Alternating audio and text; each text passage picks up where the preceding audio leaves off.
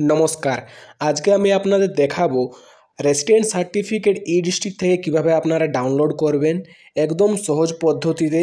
তো residential certificate download করার জন্য প্রথমে আপনাদের গুগলে আসতে হবে। গুগলে এসে আপনাকে সার্চ করতে হবে edistrict.wb.gov.com। আপনাকে এই ওয়েবসাইটে চলে আসতে হবে। এখানে একটু লোডিং হবে আর ই ডিস্ট্রিক্টের 2.0 যেটা ওয়েবসাইট নতুন বের হয়েছে সেখানে আপনাকে রিডাইরেক্ট করে দেওয়া হবে।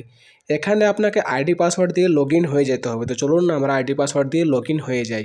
ওটিপি দিয়ে যখনই আপনি সাবমিট করবেন আপনার যেটা অ্যাকাউন্ট রয়েছে সেটা সাকসেসফুলি এখানে একটু লোডিং হবে আর লগ ইন হয়ে যাবে।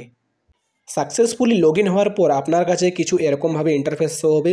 তো আপনাকে একটু নিচের দিকে আসতে হবে। নিচের দিকে এসে এখানে আপনারা দেখতে পাবেন যদি কোনো পেন্ডিং সার্টিফিকেট রয়েছে তো এখানে শো হবে, যদি কোনো ড্রাফট সার্টিফিকেট রয়েছে তো এখানে শো হবে।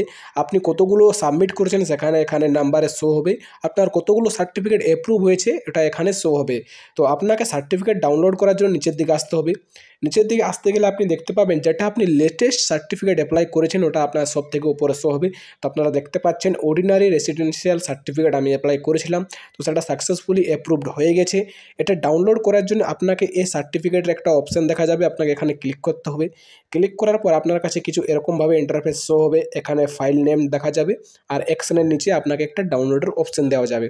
তো সিম্পলি আপনাকে এখানে ক্লিক করতে হবে। এখানে ক্লিক করার পরে আপনার কাছে এরকম একটা পিডিএফের অপশান আসবে ওপেন। তো আপনাকে এখানে ক্লিক করতে হবে।